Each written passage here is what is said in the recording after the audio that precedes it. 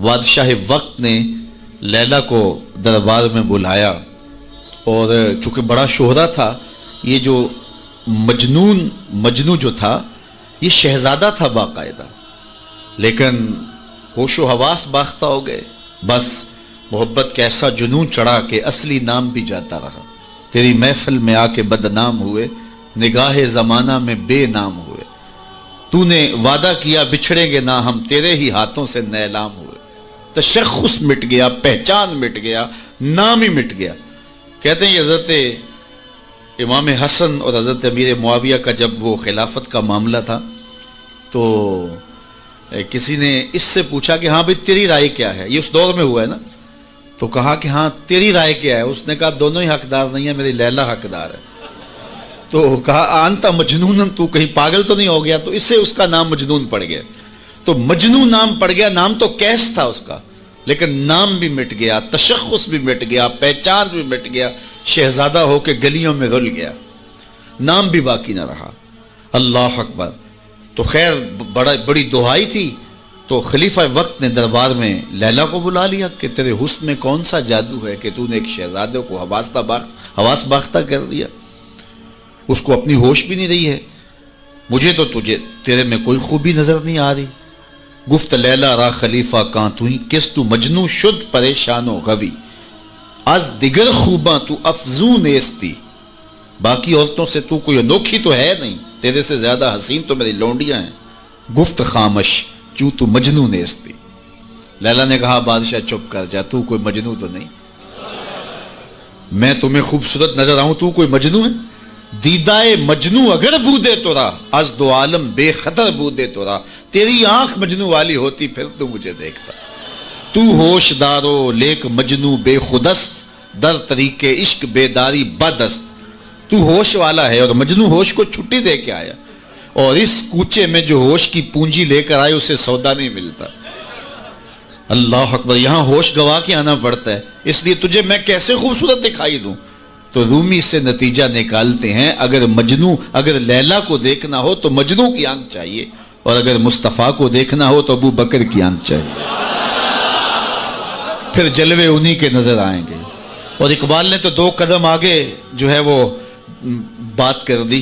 اقبال کہتا ہے مانائے حرفم کنی تحقیق اگر، بنگری با دیدائے صدیق اگر، قوت قلب و جگر گردد نبی، از خدا محبوب تر گردد نبی۔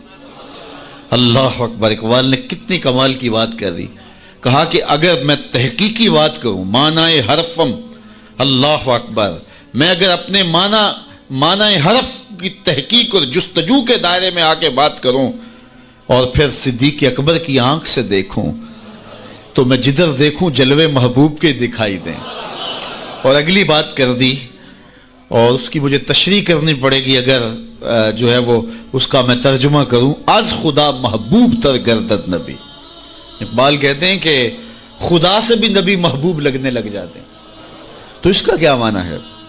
تو اس پر بہت کچھ کہا جا سکتا ہے، لیکن سادہ اس کا مفہوم یہ ہے کہ خدا کی چوکھٹ تک رسائی نصیب ہوتی ہے تو پھر بھی شکریہ نبی کا ادا کرنا پڑتا کہ آپ نہ ہوتے تو یہ در بھی نہ ملتا، یہ دہلیز ملی تو آپ کی وجہ سے ملی نا۔ اسی لیے سجدہ کر کے، رکوع کر کے، قیام کر کے، سب کچھ کرنے کے بعد پھر ہاتھ باندھ کے کہا السلام علیکہ ایھا النبی، اے محبوب تمہارے اوپر سلام ہو جس نے مالک کی دہلیز دکھائی، جنہوں نے مالک کی چوکھٹ دکھلائی، ورنہ آج بھی اندھیروں میں بھٹک رہے ہوتے اگر آپ تشریف فرما نہ ہوتے۔ نہ خرد کی روشنی تھی، نہ نظر کی، نہ جنوں کی آگ ہی تھی، تیری راہبری سے پہلے یہ جہاں جہاں نہیں۔ تو زندگی کا حسن ملتا کیسے؟ ہمیں خدا تک آشنائی ملی ہے حضور کے صدقے سے۔ اللہ اکبر۔ فیض پہنچا اے رضا احمد پاک کا، اعلیٰ حضرت بولے فیض پہنچا اے رضا احمد پاک کا، ورنہ ہم کیا جانتے خدا کون ہے۔ پہچان ہوتی، انسان کی نظر تو دیکھ کے مانتی ہے نا، دیکھ کے، چھو کے، پکڑ کے، سن کے، اور ایسی ذات کو مان لیا جو دیکھی بھی نہیں جا سکتی، جس کو سنا بھی نہیں گیا، جس کو چکھا بھی نہیں جا سکتا، جس کو چھوا بھی نہیں جا سکتا، اچھا جس کو سوچا بھی نہیں جا سکتا۔ تو دل میں تو آتا ہے سمجھ میں نہیں آتا، میں جان گیا بس تیری پہچان یہی۔ ایک ایسی ذات پر کہ جو فہم و ادراک کی حدود سے بھی بڑا ہو، عقل و خرد سے بھی بالا ہو، سمجھ سے بھی اونچی ہو، اور کوئی مثل بھی نہ دی جا سکے، مثال بھی نہ دی جا سکے. کوئی مثل ہو تو مثال دیں. لیسا کمثلہ ہی شیء، اس کی مثل تو کوئی چیز ہی نہیں ہے، تو کیسے مثال دیں؟ تو پھر سمجھیں کیسے؟ سمجھ سے بھی بڑا ہے. بلکہ علم کلام کے لوگوں نے کہا جو چیز سمجھ میں آ جائے اس کی بھی نفی کر دو، وہ خدا نہیں ہو سکتا. سمجھ سے بھی بڑا ہے، پھر مان کیسے لیں؟ اللہ اکبر. انسان کی تو عادت ہے کہ وہ دیکھ کے مانتا ہے. قوم موسیٰ نے کہا نا لن نؤمن لک حتی نری اللہ جہرا، ہم دیکھیں گے تو مانیں گے، دیکھیں گے تو نہیں مانیں گے. تو انسان کی عادت، اقبال نے بھی کہا خو گرے پیکرے محسوس تھی انسان کی نظر، بن دیکھے خدا کو پھر کوئی مانتا کیوں کر. انسان کی نظر محسوسات کی عادی ہے، دیکھتا ہے تو پھر مانتا ہے. اور میں اور آپ تو 1400 صدیوں کے فاصلے پہ ہیں نا، اور کتنے گناہگار بھی ہیں. لیکن رمضان کا مہینہ ہوتا ہے، کڑکتی گرمی ہوتی ہے، شدت کی پیاس، زبان کانٹا، ہونٹ خشک اور حلق بھی خشک، ٹھنڈا پانی دستیاب، دروازہ بند، کوئی دیکھنے والا نہیں ہے. لیکن وضو بھی احتیاط سے کرتے ہیں، کوئی حلق سے نیچے قطرہ ٹپک نہ جائے، کیوں میرا اللہ دیکھ رہا ہے. ایسی ذات پر اتنا پختہ یقین، اور اتنی صدیوں کے فاصلے پہ کھڑے ہیں پھر بھی اتنا پختہ یقین. یہ پختہ یقین ملا کیسے؟ محمد عربی کی چوکھٹ سے ملا ہے. اگر وہ نہ ہوتے تو کیسے اس ذات کو ہم مان لیتے؟ ہم وہاں تک پہنچتے کیسے؟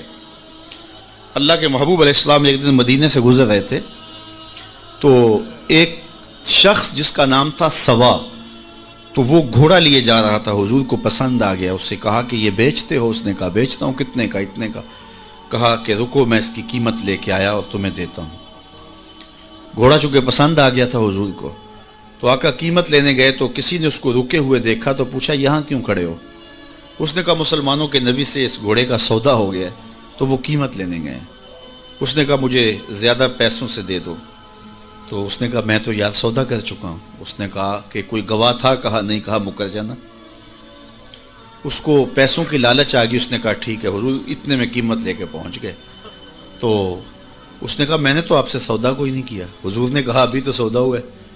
وہ کہنے لگا میں نے سودا کوئی نہیں کیا. لوگ بھی اکٹھے ہونے لگے، ہجوم بن گیا. اب حضور کہے میں نے گھوڑا خریدا ہے، وہ کہے میں نے بیچا نہیں. اب جب لوگوں کا ہجوم بنا تو لوگوں کے ہجوم کا بھی ایک پریشر ہوتا ہے. تو اس نے کہا کہ اگر بات لوگوں پہ چلی گئی تو صادق بھی یہ ہیں، امین بھی یہ ہیں، تو لوگ تو انہیں سچا کہیں گے. اس نے کہا اچھا مجھے یہ بتائیں کہ جب دو آدمیوں کے مابین یوں نزاع بن جائے تو اس میں تسویہ کی صورت کیا ہوتی ہے آپ کی شریعت میں؟ تو حضور نے فرمایا میری شریعت تو کہتی ہے کہ جو مدعی ہے وہ گواہ لائے، والیمین علی من انکر، جو انکار کرتا ہے وہ قسم دے دے. اس نے کہا پھر ٹھیک ہے، آپ کا دعویٰ ہے کہ آپ نے گھوڑا خریدا ہے تو پھر آپ گواہ دیں، اور اگر آپ کے پاس گواہ نہیں ہے تو پھر میں قسم دے دیتا ہوں. جھوٹ اس نے پہلے بول لیا تھا، قسم دینا اس کے لیے مشکل نہیں تھا، اور اس کو یہ بھی پتا تھا گواہ کوئی نہیں.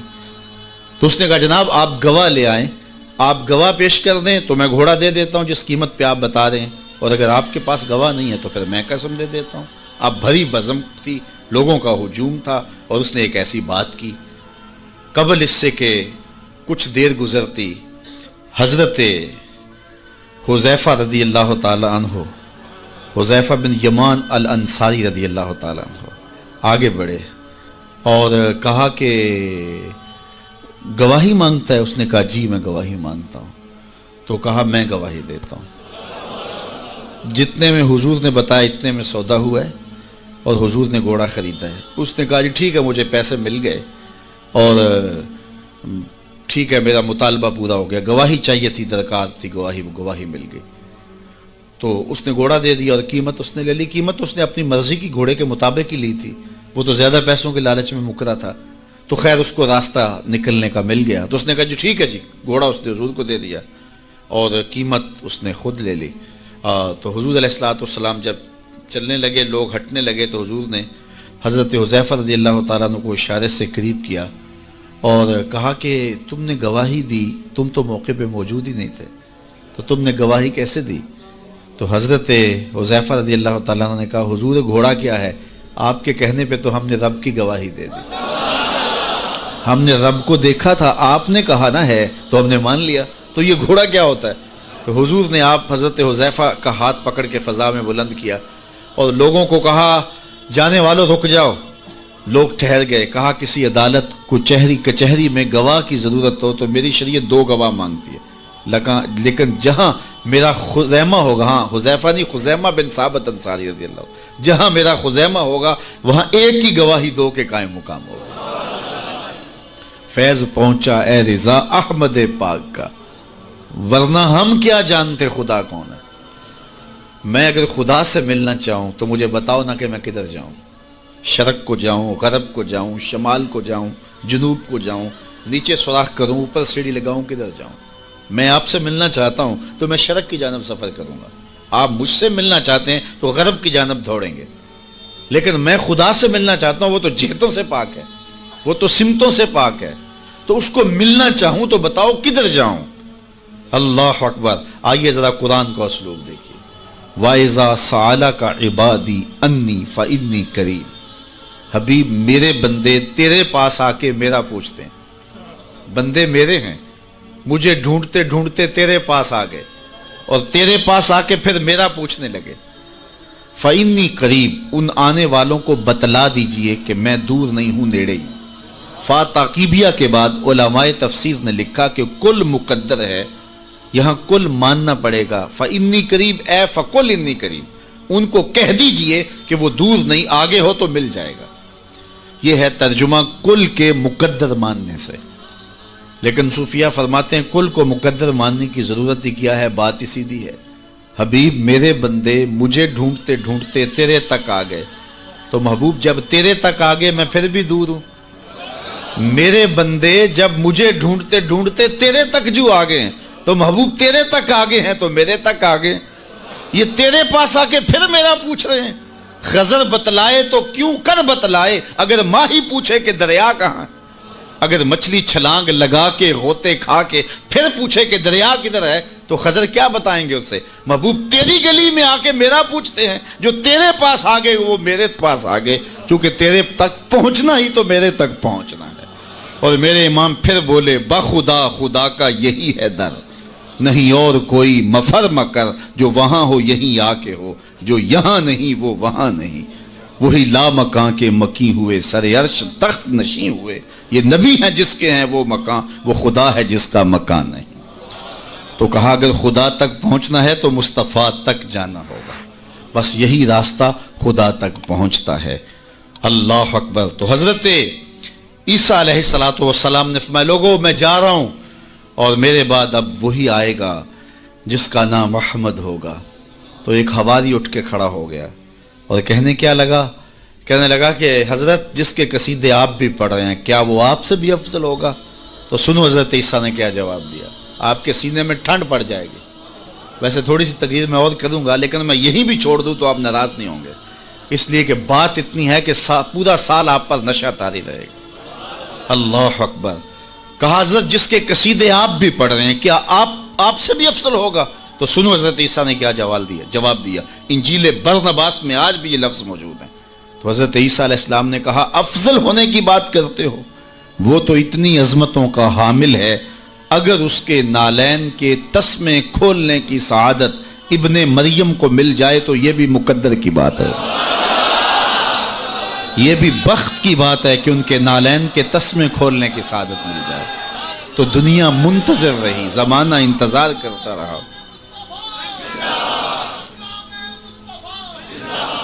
تو لوگ کہاں کہاں منتظر رہے، ہم نے کوئی انتظار نہیں کیا. آنکھ کھلی تھی تو مسجد کے سپیکروں سے آواز آ رہی تھی مصطفیٰ جان رحمت پہ لاکھوں سلام. ہم اذان جب ہم نے آنکھ کھولی تو صدائیں مل رہی تھی کہ نبی جی اللہ اللہ اللہ ہو. تو ہم کتنے خوش نصیب ہیں، کتنے بخت والے ہیں کہ ہمیں آغوش مادر میں حضور کا نام مل گیا، کوئی انتظار ہی نہیں کرا. اقبال کتنے فخر سے کہا کرتے تھے نام تو از پدر آموختم. حضور آپ کا نام میں نے اپنے باپ سے سنا تھا، آپ کا نام میں نے اپنے باپ سے سنا تھا، آپ کے درود کی لوری اپنی ماں سے سنی تھی، اپنی بہن سے حضور کا پیار سنا. تو یہ ہمیں میسر آیا. خوش نصیب ہیں ہم لوگ کہ ہمیں یہ دور ملا. ہاں ایک ہمیں افسوس ہوتا ہے کہ کبھی حضور کے دور میں ہوتے، وہ لمحے میسر آتے، لیکن میرے آقا جانتے تھے میرے امتی بعد میں تڑپیں گے. حضور نے جو ہے وہ ہمیں آنے والوں کو تسلی دیتے ہوئے اتنی خوبصورت بات کی. ایک دن صحابہ بیٹھے تھے, فرمایا طوبی لمن رآنی وآمن بی وطوبی سبع مرات من لم یرانی وآمن بی. فرمایا صحابہ تمہیں مبارک ہو, تم نے مجھے دیکھا اور میرے اوپر ایمان لائے. اور فرمایا انہیں 7 مبارکیں ہوں جنہوں نے نہیں دیکھا ہوگا پھر بھی ایمان لائیں گے. نفس ایمان کی حضور نے 7 مبارکیں دی ہیں. طوبی لمن رآنی وآمن بی وطوبی سبع مرات من لم یرانی وآمن بی. تو کہا انہیں 7 مبارکیں ہوں جنہوں نے دیکھا بھی نہیں پھر بھی نام پہ تڑپ رہے ہوں گے. اللہ اکبر, نام سن کے جان مارنے کے لیے تیار ہوں گے. حضور کا نام آتا ہے آنکھوں میں آنسو آ جاتے ہیں, دل تڑپتا ہے, کیا کیفیات باطن ہوتی ہیں. تو یار یہ کوئی چھوٹی دولت ہے؟ حضور کا نام سن کے یہ کیفیت نصیب ہو جائے, یہ ان کے پیار کی علامت ہے. پیار ہوتا ہے تو آنکھوں میں آنسو آتے ہیں, اور جہاں آنسو ہوتے ہیں وہاں رحمتیں ہوتی ہیں. علامہ رومی فرماتے ہیں جہاں پانی چلتا ہے وہاں سبزہ اگتا ہے, اور جہاں آنسو بہتے ہیں وہاں رحمت اترتی ہے. تو یہ ان کے پیار کے آنسو ہے, یہ ان کی محبت کے آنسو ہے. بلکہ امام غزالی نے غالباً لکھا ہے کہ حضور کے پیار میں, اللہ کی خشیت میں جو آنسو آئیں تو ان کو صاف نہ کرو بلکہ ان کو رخساروں پہ مل لیا کرو. یہ تو خوش نصیب آنسو ہیں جو حضور کی یاد میں بہے ہیں, جو حضور علیہ السلام کے ذکر میں بہے ہیں. تو یہ میری اور آپ کی خوش بختی, اور اگر وہ نہ آتے تو ہم آج بھی اندھیروں میں ہوتے, ظلمتوں میں ٹھوکریں کھا رہے ہوتے اگر حضور تشریف نہ لاتے. خدا شناسی تو بڑی دور کی بات ہے, ہم خود شناس بھی نہ ہوتے اگر حضور نہ آتے. ہمیں اپنے آپ سے آگہی نہ ملتی, اپنی ذات سے شناسائی نہ ملتی اگر حضور نہ آتے. ورنہ دیکھیے کہ آج کتنے لوگ عقل و بینش, فہم و ادراک میں کتنے آگے ہیں, لیکن کیا انہیں حضور کا در نہیں ملا تو کیا وہ آج آشنائی رب سے اور آشنائی ذات سے مالا مال ہیں؟ کتنے لوگ ہیں پی ایچ ڈی ڈاکٹر ہیں لیکن بتوں کے آگے ہاتھ جوڑے اپنی حاجتیں ان کے سامنے پیش کر رہے ہیں. ان کی عقل و فہم, ان کی عقل و بینش, ان کی ڈگریاں انہیں نہیں بتا رہی کہ اپنے بدن پہ بیٹھی مکھی بھی نہ اڑا سکیں, میری ضروریات کے کفیل کیسے ہو سکتے ہیں, لیکن آگے کھڑے ہوئے ہیں. اللہ اکبر.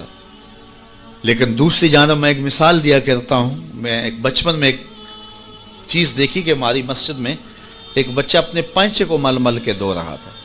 تو میں نے دور سے جھڑکنے کے لہجے میں اسے کہا کہ تم نے اتنا زیادہ پانی کھولا ہوا ہے. تو وہ کہنے لگا جی میں گلی سے گزر رہا تھا تو کسی جانور کے پیشاب کا چھینٹا پڑ گیا اور میں سکول جا رہا ہوں.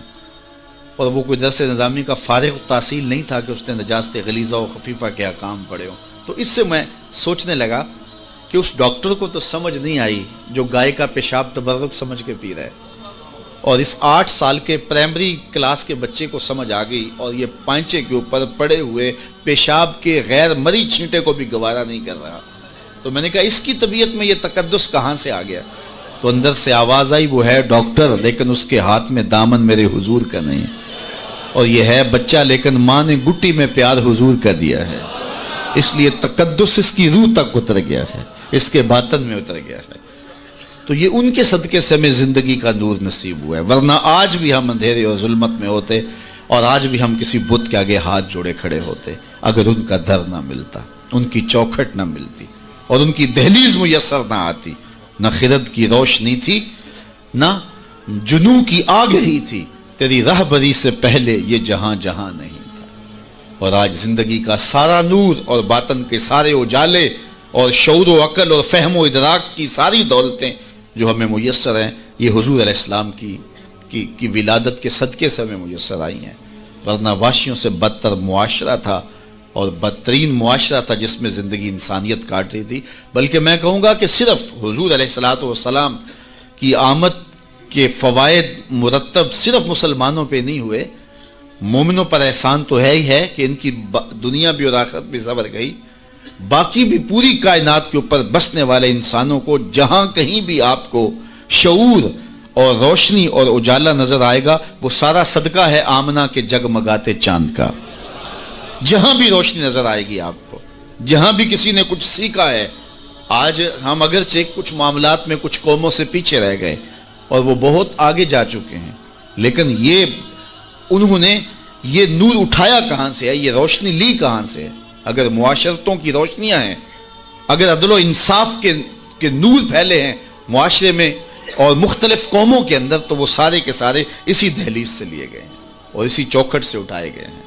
تو ہمیں بھی اسی دہلیز پہ آ جانا چاہیے اور اپنی زندگی کو حضور علیہ الصلوۃ والسلام کے طریقہ کے نور کے مطابق ڈھال لینا چاہیے۔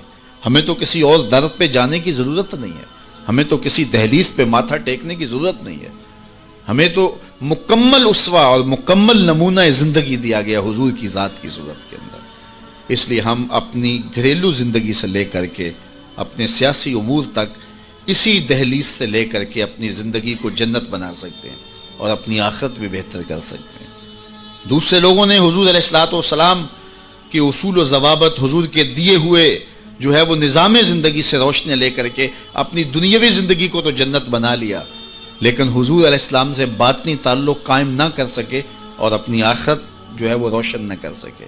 اور ہمارا تو حضور سے باطن کا ربط ہے، حضور سے دل کا تعلق ہے، اس لیے ہم اپنی آخرت بھی سنوار سکتے ہیں اور ہم اپنی دنیا بھی سنوار سکتے ہیں، شرط یہ ہے کہ ہم حضور کے ہو جائیں۔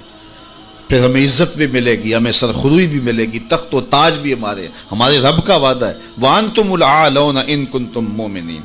تم مومن بن کے دکھاؤ، ساری عزتیں تمہارے قدموں پہ رکھیں گے۔ بن کے تو دکھاؤ نا۔ یہ کافر لگتے کیا ہیں؟ کافر لگتے کیا ہیں؟ اگر انہیں دنیاوی عزتیں دی گئی ہیں تو انہوں نے اصول و ضوابط اختیار کیے ہیں۔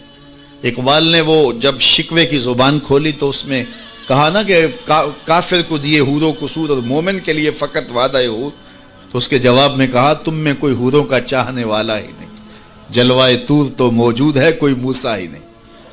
کوئی ہو تو صحیح اور کوئی مانگنے والا تو ہو، تو اس کو ہم کیوں نہیں دیتے؟ ہم تو مائل بکرم ہیں، کوئی سائل ہی نہیں، راہ دکھلائیں کسے رہ روے منزل ہی نہیں، جلوائے طور تو موجود ہے کوئی موسیٰ ہی نہیں۔ تو وہ آج بھی وہ انوار برسنے کے لیے جو ہے وہ آمادہ ہیں، لیکن اس دہلیز پہ آ جائیں۔ ہم نے اپنے آقا و مولا کے ساتھ اپنا باطنی تعلق تو قائم کیا ہے، لیکن ہماری زندگی کی ترجیحات کچھ اور ہو گئیں، اور جس کے نتیجے کے اندر آج ہم دنیا سے جو ہے وہ کٹ گئے اور آج رسوائیوں اور ذلتوں میں اپنی زندگی بسر کر رہے ہیں۔ اقبال علیہ رحمہ نے جب شکوے کا لہجہ اختیار کیا تو فتویٰ بھی متوجہ ہوا اور بہت سخت لہجہ تھا، لیکن جواب آتے ہی سارا نشہ اتر جاتا ہے۔ جب وہ شکوہ کرتے ہیں تو اس میں کرتے ہیں کہ تیرے کعبے کو جبینوں سے بسایا ہم نے، نوع انسانی کو غلامی سے چھڑایا ہم نے، صفائے دہر سے باطل کو مٹایا ہم نے، تیرے قرآن کو سینوں سے لگایا ہم نے، پھر بھی ہم سے گلہ ہے کہ وفادار نہیں، ہم وفادار نہیں تو بھی تو دلدار نہیں۔ تو بڑا تلخ لہجہ ہے، لیکن اب اس کا جب جواب آتا ہے تو سارا نشہ اترتا ہے۔ لفظ وہی ہیں، صرف صیغہ بدلتا ہے، لفظ وہی رہتے ہیں، صرف صیغہ تبدیل ہو جاتا ہے۔ اب جواب کیا آ رہا ہے؟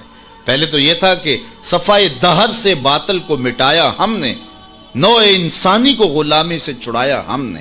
اب ادھر سے آواز آ رہی ہے، صفائے دہر سے باطل کو مٹایا کس نے، نوع انسانی کو غلامی سے چھڑایا کس نے، میرے کعبے کو جبینوں سے بسایا کس نے، میرے قرآن کو سینوں سے لگایا کس نے، تھے تو آباب تمہارے ہی مگر تم کیا ہو، ہاتھ پہ ہاتھ دھرے منتظر فردا ہو، ہر کوئی مست مئے ذوق تن آسانی ہے، تم مسلمان ہو یہ انداز مسلمانی ہے، حیدری فقر ہے نئے دولت عثمانی ہے، تم کو اسلاف سے کیا نسبت روحانی ہے، وہ معزز تھے زمانے میں مسلمان ہو کر، تم خار ہوئے تارک قرآن ہو کر۔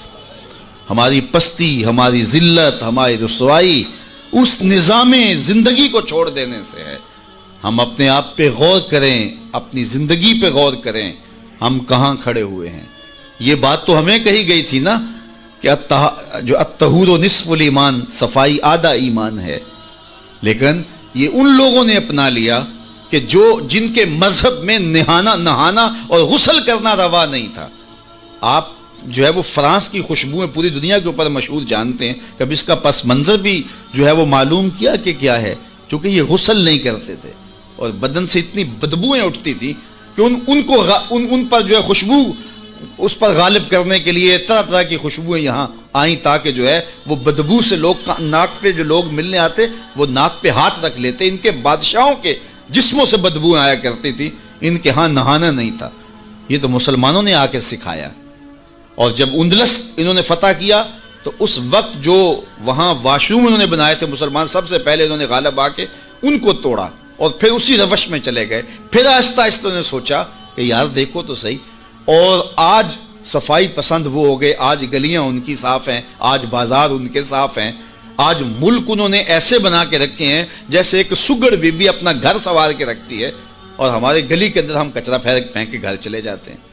میں بعض قد گزرتا ہوں, چونکہ تنگ گلیوں میں بھی جاتا ہوں, بازاروں میں بھی جاتا ہوں, پیدل بھی جاتا ہوں اور سواریوں پہ بھی جاتا ہوں. آپ بھی یہ منظر دیکھتے ہیں کہ 6 فٹ کی گلی ہوتی ہے تو دونوں جانب نالیاں ہو رہی ہوتی ہیں, تو درمیان میں صرف 3 فٹ جگہ ہوتی ہے. میاں ایک سائڈ نالی بنا لو, چلو گلی کشادہ ہو جائے. لیکن ادھر والے نہیں مانتے کہ ہماری جانب نالی ہو, وہ کہتے ہیں ادھر نہیں مانتے, چلو فیصلہ کیا کہ دونوں جانب نالیاں ہوں. جب قوم کا مزاج یہ ہوگا تو کیا قوم ترقی کرے گی جو اتنی قربانی بھی نہیں دے سکتی؟ تو اب گندگی کے ڈھیر جگہ جگہ پڑے ہوئے ہیں. حکومت کو چھوڑیں آپ, حکومت کی ترجیحات, حکومت کی دلچسپیاں, ان کے معاملے, وہ تو جو کرتے ہیں. جو فریضہ ہمارا تھا ہم نے وہ نبھایا, ہم نے اس فریضے کو پورا کیا. تو ہم اپنے رویوں پہ غور کریں. ہمارے آقا نے ہمیں کتنا ستھرا دین دیا تھا, کتنا پیارا دین دیا تھا.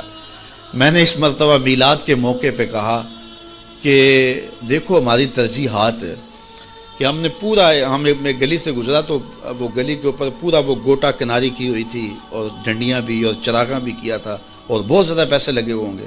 تو نیچے جو ہے وہ گلی تو وہ کچی تھی. تو میں نے کہا اگر یہ اوپر نہ ہوتا, نیچے کنکریٹ کی گلی ان پیسوں سے بن جاتی تو یہ رسول اللہ زیادہ خوش نہ ہوتے اور حضور کی امت کو زیادہ نفع نہ ہوتا اور یہ میلاد کے نام پہ ہو جاتا.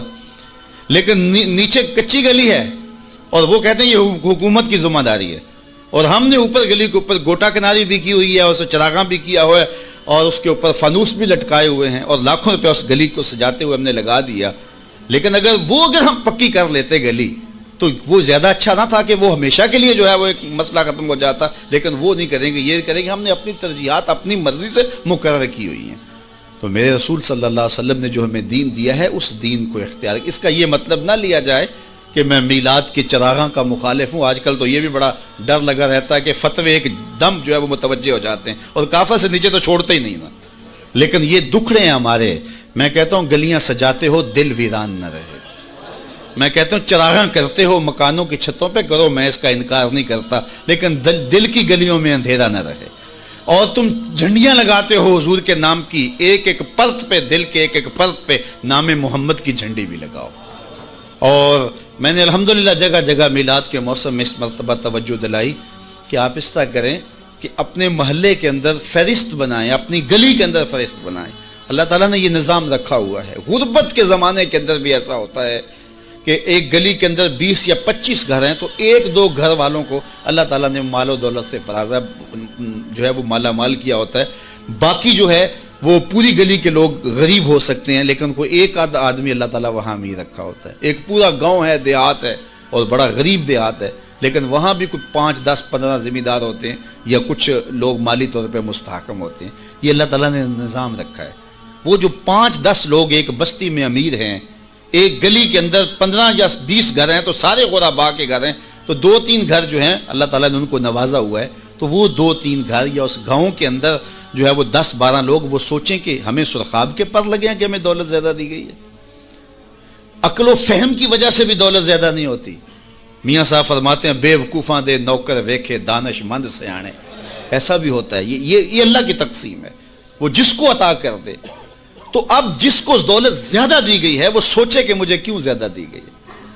علماء نے کہا کہ جس کو کوئی زیادہ فراوانی دی گئی ہے اس کا جو ہے وہ مثال کے طور پہ وہ کہتے ہیں کہ جو گائے ہے اور بھینس ہے اس کا دودھ اس کے بچے کی ضرورت سے زیادہ ہوتا ہے تو باقیوں کے لیے بھی حلال قرار دیا گیا کہ وہ نفع پہنچائے.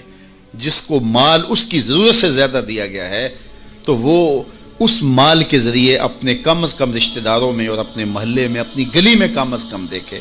اور میلاد کے موسم کے اندر وہ غور کرے کہ میری گلی میں 15 گھر ہیں, اس میں کوئی غریب ہے تو آج میلاد کے دن ایسا نہ ہو کہ آج بھی وہ غربت میں دن گزارے.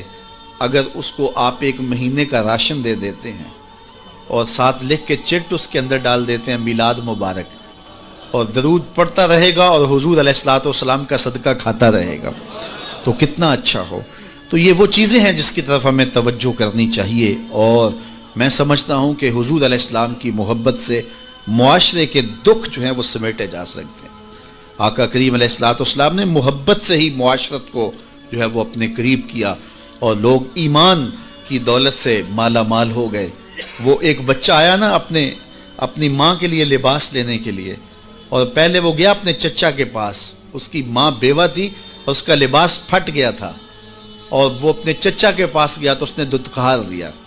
اللہ اکبر، فذالک الذی یدعو الیتیم، یدعو الیتیم، یہ قرآن نے بتایا ہے کہ یہ وہ بد نصیب لوگ ہیں جو یتیموں کو دھکے دیا کرتے ہیں۔ تو وہ ماں نے اس کو روکا تھا، بیٹا نہ جانا، تاریخ خیرب پڑھیں، ماں نے کہا تھا بیٹا نہ جانا، لیکن اس نے کہا کہ تیرے بدن کے اوپر جو لباس ہے وہ بھی پھٹ گیا ہے اور جگہ جگہ سے جسم جھلک رہا ہے، تو میں اپنے چچا سے آپ کے لیے لباس لے کے آتا ہوں۔ پھر جو رویہ اس نے اختیار کیا تو واپس روتا ہوا آ رہا تھا، تو کسی نے راستے نے پوچھا کہ کیا ماجرا ہوا؟ اس نے کہا چچا کے پاس گیا تھا ماں کے لیے لباس لینے، اس نے تو لا کے بھیج دیا۔ اللہ اکبر۔ تو اس نے کہا کہ جا سین حرم میں محمد نام کا ایک شخص بیٹھا ہوا ہے، اگر تو اپنا دکھڑا اس کے سامنے پیش کرے تو وہ امید ہے تمہیں رد نہیں کریں گے، لیکن سن لے ان کا دین کوئی اور ہے۔ اللہ اکبر۔ اپنے ماں کے پاس آیا تو ماں کو کہا کہ چچا نے تو لا کے بھیج دیا، لیکن آپ کی حالت مجھ سے دیکھی نہیں جا رہی۔ بچہ ابھی شعور کی منزلوں میں قدم رکھ رہا تھا، پہلے بہت چھوٹا تھا، اب اس کے اندر ایک جذبات تھے بچے کے اندر۔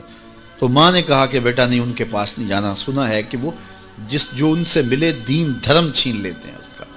اللہ اکبر۔ تو حضور علیہ الصلوۃ والسلام کے پاس جانے سے ماں روکنے لگی، لیکن بچے نے کہا کہ امی میں پکا رہوں گا، بتوں کا وفادار رہوں گا، تم اس ٹینشن کو، اس پریشانی کو چھوڑ دو۔ اور حضور کی خدمت میں حاضر ہوا۔ حضور صحن حرم میں چادر اوڑے بیٹھے ہوئے تھے، اور جا کے کہنے لگا میں پہلے بات آپ سے کر لیتا ہوں، آپ کا دین میں نے قبول نہیں کرنا۔ حضور مسکرا کے بولے بیٹا بتاؤ کس لیے آئے ہو؟ کہا میری ماں بے لباس ہے، میں آپ سے لباس لینے آیا۔ حضور نے چادر رحمت اتار کے اس کے کندھوں پہ ڈالی۔ اللہ اکبر۔ وہ واپس آ گیا اور ماں پر حضور کی چادر اڑائی۔ اللہ اکبر۔ اور ماں نے کہا کہ بیٹے اس نے اپنا دین تو نہیں تجھے دیا؟ کہا نہ، میں نے پہلے کہہ دیا تھا تیرے دین نہیں مانوں گا۔ ماں کہنے لگی پتر اس کا دین ماننا چاہیے، یہ جس نے رحمت کی چادر ہمارے سر پہ تان دی۔ اللہ اکبر۔ تیری تک کے ادامہ میں مرید ہو گئے۔ اس بوڑھی عورت کا قصہ بھی آپ نہیں بھول سکتے، جو گھر کا سامان باندھ کے اپنے دروازے پہ بیٹھی ہوئی تھی، اور اس نے سنا تھا مکے میں ایک جادوگر آیا ہے جسے ملتا ہے اس کا دین چھین لیتا ہے۔ اس نے سوچا ساری زندگی لات، منات، حبل، عزا ان کے ساتھ وفا کی ہے، یعوق اور نصر کے قصیدے پڑھے ہیں، تو اب آخری زندگی میں کیا میں ود اور سوا کو چھوڑ دوں گی، میں یعوس اور نصر کو چھوڑ دوں گی، میں لات اور منات کو چھوڑ دوں گی؟ کہا کہ کہیں ایسا نہ ہو کہ کہیں اس سے ملاقات ہو جائے اور وہ دین ہی میرا چھین لے، مجھے شہر چھوڑ دینا چاہیے۔ گھر کے تھڑے کے اوپر سامان باندھ کے بیٹھی ہے، حضور بھی گزرے، اس نے دیکھا تو کہا بھتیجے یہ سامان میرے سر پہ رکھ دے۔ حضور نے سامان اٹھایا، دیکھا تو بوجھل تھا، وزنی تھا، اور بڑھیا کو دیکھا تو کمزور تھی، تو کہا کہ بڑھیا اگر چاہو تو جہاں چاہتی ہو میں خود نہ چھوڑا۔ اس نے کہا اس سے بڑی مہربانی کیا ہوگی، میں تو لا ولد ہوں، میری تو اولاد نہیں ہے، تو میں شہر چھوڑ کے جا رہی ہوں۔ راستے میں حضور نے سامان اٹھایا ہوا ہے اور بڑھیا سے باتیں بھی کرتے جا رہے ہیں۔ تو بڑھیا کو کہا کیوں جا رہی ہے؟ اس نے کہا کہ سنا ہے یہاں ایک جادوگر ہے جو لوگوں کا دھرم لوٹ لیتا ہے، لوگوں کا دین لوٹ لیتا ہے۔ میں نے ساری زندگی بتوں سے وفا کی ہے، میرے آبا و اجداد نے بتوں سے وفا کی ہے، میں چاہتی ہوں دین اجداد ہاتھ سے چھوٹ نہ جائے، آخر اس شہر میں رہتی ہوں کہیں مل نہ جائے، تو میں چاہتی ہوں کہ میں شہر چھوڑ جاؤں، زندگی کی چند سانسیں باقی ہیں، میں وفا کے ساتھ تو گزاروں۔ غالب نے کہا تھا نا وفاداری بشرط استواری اصل ایمان ہے، اس پہ اختلاف بھی کیا جا سکتا ہے۔ مرے کعبے میں تو بت خانے میں گاڑو برہمن کو، وہ کہتا ہے چاہے بت سے وفاداری ہو، وفاداری تو اس نے کہا میں تو وفاداری کرنا چاہتی ہوں اپنے بتوں سے، اور میں شہر چھوڑ کے مکہ جا رہا ہوں، جانتی ہوں ام القریٰ ہے، بستیوں کی ماں ہے، اس شہر کو شہر جمال کہتے ہیں، شہر خوباں ہے، لیکن میں اس شہر کو چھوڑ کے جا رہی ہوں۔ خیر حضور نے کچھ نہیں کہا، اس کا سامان نہیں پھینک دیا کہ ٹھیک ہے تم پھر جاؤ، سامان اس کا اٹھایا اور جہاں تک اس نے جانا تھا سامان پہنچایا، سامان سپرد کر کے واپس پلٹنے لگے تو اس نے کہا بچے اپنا نام تو بتا دے، لوگ کہیں گے کہ مکہ چھوڑ آئی ہو تو بتاؤں گی ایک جادوگر کے دکھ سے چھوڑ آئی ہوں، تو وہ کتنا برا بھلا کہیں گے شہر مکہ کو کہ جس مکہ سے لوگ نقل مکانی کرنے پہ مجبور ہو گئے، تو میں انہیں یہ بھی بتاؤں گی کہ جس مکے میں جادوگر رہتا ہے اتنا اچھا نوجوان بھی رہتا ہے، تو تیرا نام لیا کروں گی، تیرے قصیدے پڑھا کروں گے۔ تو حضور علیہ السلام مسکرا پڑے، کہا بڑھیا جس جادوگر سے بھاگ کے آئی ہے وہ تیرے سامنے کھڑا ہے۔ اس نے کہا سچ سے آپ ہی محمد ہیں؟ حضور نے فرمایا نام میرا یہی ہے۔ تو اس نے کہا پھر آپ کا جادو میرے پہ چل گیا ہے۔ اللہ اکبر، تیری تک کے ادامہ میں مرید ہو گئی، لوگوں کی خدمت کریں، بوڑھوں کے کام آئیں، دکھیوں کے کام آئیں، مصیبت زدہ کے کام آئیں۔ حضور یتیم ہو کے یتیم پرور تھے، لاچاروں کی مدد کرتے، لوگوں کے گھروں میں پانی بھر کے دے دیتے، اور دکھیوں کے کام آ جاتے اور مصیبت زدوں کے کام آ جاتے۔ تو حضور سے پیار کرنے والوں، امت میں آپس میں حسد نہ پھیلاؤ، بغض نہ کرو، نفرتوں کے پہاڑ اکٹھے جو کھڑے نہ کرو، ایک دوسرے سے پیار کرو، جڑو، امت وحدہ بنے، اور اپنے ماحول کو، اپنی معاشرت کو ایک خوبصورت معاشرت کا رنگ دو، اور اپنی زندگی کو حضور کے نام کر دو۔ حضور کی محبت تو انسانوں کو جوڑتی ہے، حضور علیہ السلام کی محبت تو انسانوں کو یکجا کرتی ہے۔ جس طرح ایک باپ کے بیٹے ہوتے ہیں اور آپس میں پیار کرتے ہیں، اور ان کی سانج باپ ہوتا ہے، ساری امت کی سانج آمنہ کے لال ہیں۔ تو حضور کی وجہ سے ہم جڑے ہوئے ہیں، حضور کے نام پہ ہم اکٹھے ہوئے ہیں، تو اپنی زندگیوں کے اندر عملی تبدیلی پیدا کریں۔